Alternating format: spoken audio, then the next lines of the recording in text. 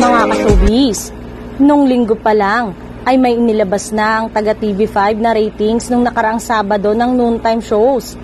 Tama yung ipinost ni Joey De Leon na naka 8.4 ang IT, naka 4% naman ang IT Showtime at 2.6% ang IT Bulaga.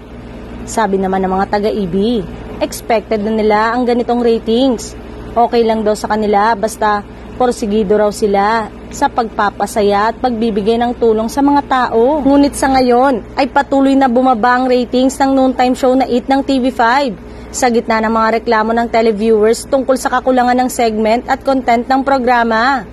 Ayon sa data na inilabas ng Nielsen, bumaba ng 0.20% ang ratings ng IT noong July 6, 2023, habang ang katunggali nitong IT Bulaga ay tumaas ng 0.2% ang viewership nito.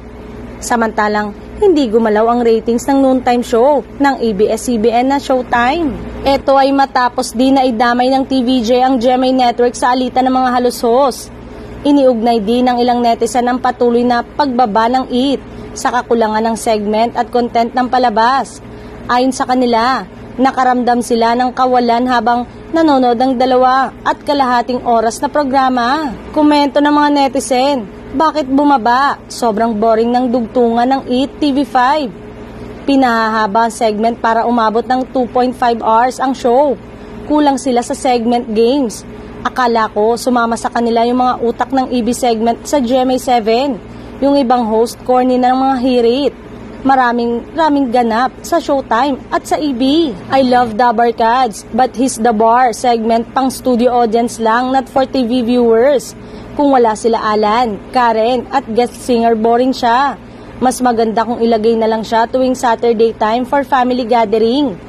Gayunpaman, maraming fans ang umaasa na ang noontime show na produce ng TVJ Production ay mag-i-introduce ng mas maraming segment sa darating na Sabado, kabilang ang Sugod Bahay.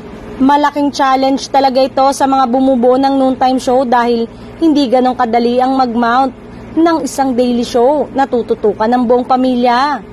Noontime is very important kasi dyan mabubuo yung mga pamilya. Dyan sila kumakain at nanonood ng TV.